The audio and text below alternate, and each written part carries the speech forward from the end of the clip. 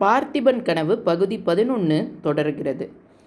தெய்வ சந்நிதானத்தில் எனக்கு வாக்குறுதி அளிக்க வேண்டும். விக்கிரமனை வீர மகனாக நீ வளர்க்க வேண்டும்.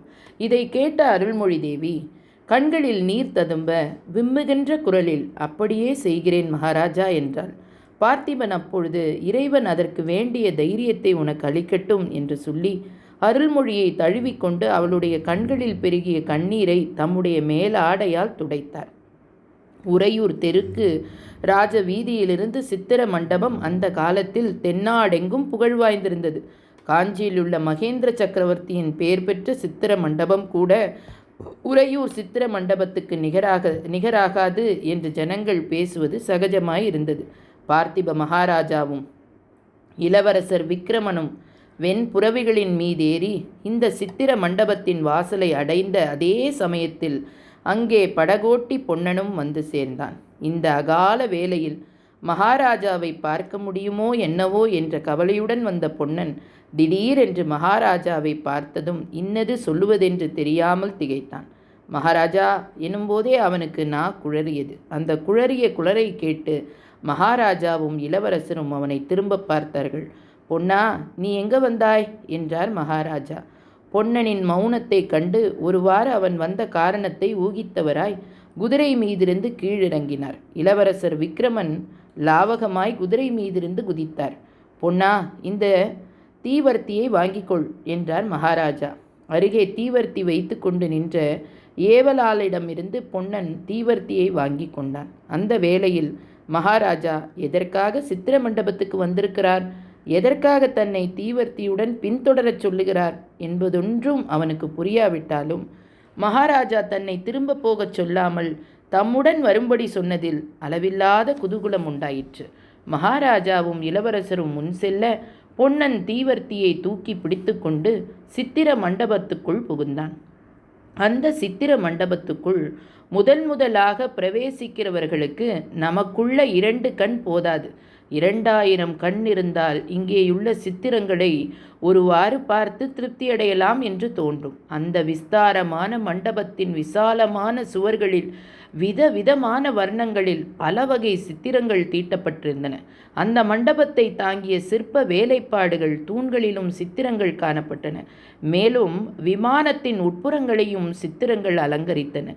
ஒரு சுவரில் ததீசி முனிவரிடம் இந்திரன் வஜ்ராயுதத்தை பெறுவது, இந்திரன் விருத்தி ராசுரனை சம்ஹரிப்பது, பிறகு இந்திரலோகம் வருவது, தேவர்களும் தேவ மாந்தர்களும் இந்திரனை எதிர்கொண்டு வரவேற்பது, இந்திரனுடைய சபை தேவ மாந்தர்கள் நடனம் புரிவது முதலிய காட்சியை சித்தரித்திருக்கிறது.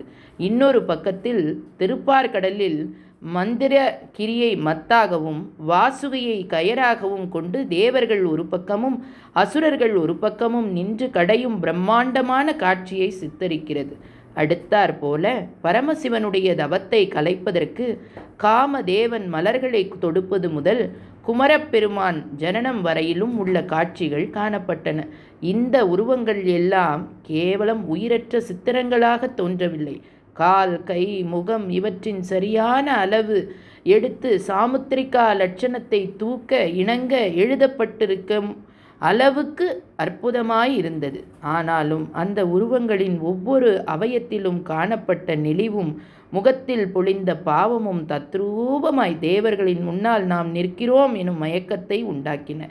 பிரதி மாதம் 3 தினங்கள் இந்த சித்திர மண்டபம் பிரஜைகள் எல்லோரும் பார்ப்பதற்கென்று திறந்து வைக்கப்படுவதுண்டு. அவ்வாறு திறந்திருக்கும் நாட்களில் பொன்னன் 2-3 தடவை இந்த சித்திரங்களை பார்த்து மகிழ்ந்திருக்கிறான். இப்பொழுதும் அந்த சித்திரங்கள் அவனுடைய கண்ணையும் கருத்தையும் கவர்ந்தன. ஆனாலும் இன்று அவற்றை நின்று பார்க்க முடியாதபடி மகாராஜாவும் இளவரசரும் முன்னால் விரைந்து போய் கொண்டிருந்தபடியால் பொன்னனும் அவர்களை பின்தொடர்ந்து விரைந்து சென்றான். சித்திர மண்டபத்தின் 2-3 கட்டுகளையும் தாண்டி சென்று கடைசியாக பூட்டிய கதவுடைய ஒரு வாசர் அண்டை மகாராஜா நின்றார். 300 தடவை பொன்னன் இதே இடத்தில் நின்று இந்த வாசற்படி உட்புறத்தில் என்ன இருக்குமோ என்று யோசித்திருக்கிறான். இந்த கதவை திறக்கக்கூடாதென்பது மகாராஜாவின் கட்டளை என்று காவலர்கள் அப்பொழுது தெரிவித்தது உண்டு. மகாராஜா இப்பொழுது அந்த கதவண்டை வந்து நின்று தம் கையில் இருந்த சாவியினால் பூட்டை திறக்கத் தொடங்கியதும் பொன்னனுடைய ஆவல் அளவுக்கு அதிகமாயிற்று. இதனுள் ஏதோ பெரிய அதிசயம் இருக்கிறது, அதை நாம் இப்பொழுது பார்க்கப் போகிறோம் என்று எண்ணிய பொழுது அவனுடைய நெஞ்சு படபடவென்று அடித்து கொண்டது. கதவு திறந்ததும், பொன்னா, நீ முதலில் உள்ளே போ, தீவர்த்தியை நன்றாய் தூக்கி பிடி, சுவருக்கு ரொம்ப சமீபமாய் கொண்டு போகாதே, தீவர்த்தி புகையினால் சித்திரங்கள் கெட்டுப்போகும் என்றார் மகாராஜா. பொன்னன் உள்ளே போய் தீவர்த்தியை தூக்கி பிடித்தான். அங்கிருந்த சுவர்களிலும் சித்திரங்கள் தீட்டியிருந்தன.